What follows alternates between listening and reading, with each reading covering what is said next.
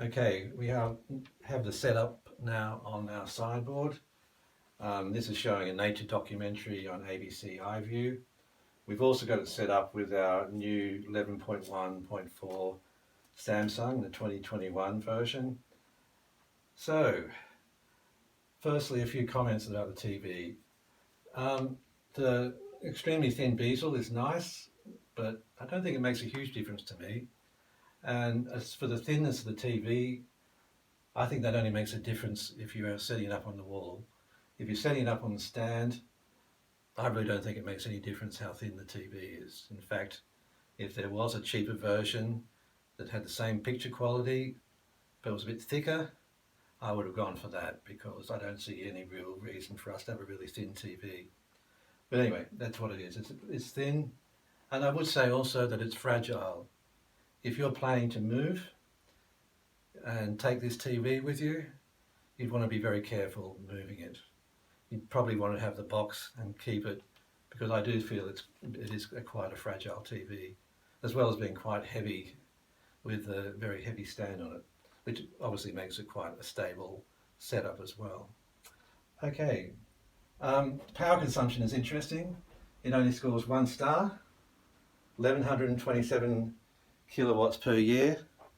So that just obviously goes with a very bright screen. You're going to be using a lot of energy compared to other TVs. Not really an important consideration, but something worth knowing. Okay, reflectiveness. Now, there is still a problem with reflectiveness.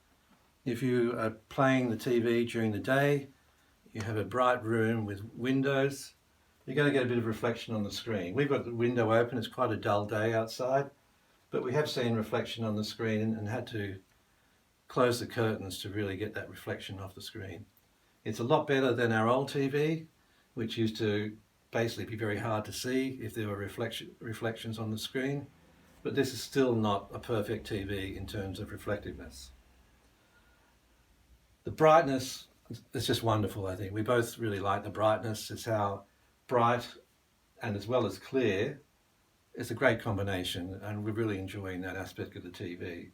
Just a super bright screen, everything just seems so clear.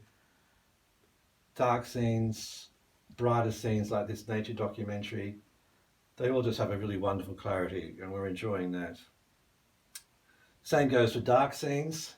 The detail and clarity in dark scenes is just wonderful. We watched The Joker last night, obviously has a lot of dark scenes. To be able to see everything properly and just see the real shape of the darkness, if I could put it that way, that it just seems quite real and very immersive. The thing about broadcast TV and streaming, broadcast TV is definitely better than, say, my previous Samsung 4K TV, but you don't get the full benefit, I think, of what the screen offers when you're just watching ordinary talking heads on broadcast TV. It's good, but where you see the real benefit is in watching more highly produced material like movies and documentaries like the one I'm showing now. They're what really, of course, bring out the quality of the TV. But if you're watching broadcast TV most of the time, you might not find it maybe worth the big expense. When we're talking about costs, it's probably about time I talked about how much this cost. We paid $6,550, including delivery. That's a lot of money.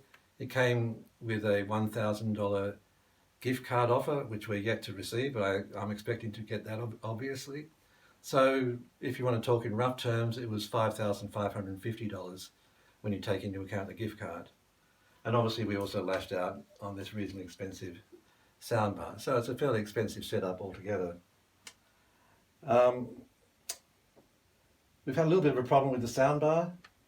The soundbar is not coming on automatically, even though I think I've set up the sound properly on the TV. Changed the initial setting from just the TV to the TV plus soundbar working together. Of course, we're talking about the Q Symphony system here, with them both working together. But I'm having a bit of a problem with the soundbar not automatically coming on when I turn the TV on. I don't know whether that's a firmware problem. It might be improved with a software update, but yet that's been an initial annoyance. As for the options on the Samsung TV during the setup, I didn't find the setup easy. Even though I've had a Samsung TV before, I ran into all kinds of problems just knowing what to do, even just finding the software update for the TV. It just hasn't been as smooth as I think it should be. I could bore you by going through a lot of the things that didn't go right, and I probably don't remember them all anyway, but I wasn't too happy with the whole setup process, and it took too long. In particular, I'd also like to mention too the Samsung TV Plus. I think the stations on there are pretty worthless generally. There's a few that have marginal value, like Bloomberg News or occasional program from PBS, but most of it I thought was just pretty rubbishy, and I'd really like to see Samsung improve its game in terms of the the internet stations that they offer through Samsung TV Plus. The remote's a learning experience. As you can see, it's very minimalist, feels nice in the hand, obviously quite lightweight as well compared to my old remote. As everyone knows, it's solar powered with a solar panel on the back. So all that's very nice, but it does take a while getting used to this style of minimalist remote. There are no numbers on it, for example, so you can't just put in the number of the station that you want. It seems to be scrolling up and down, which I find a bit less convenient.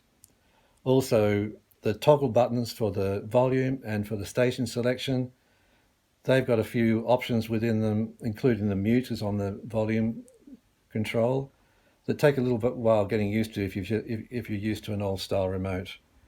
And even simple things like bringing up the TV guide, I haven't even quite worked that out exactly how that works. So there's a bit of a learning curve with getting to use the new remote. I didn't find the buttons for the streaming services a particularly useful thing to have. I don't know, does Samsung get money out of providing these buttons straight to Prime or to Netflix? But I'm not particularly a fan of them. And I've had a problem getting it to work with Google Assistant.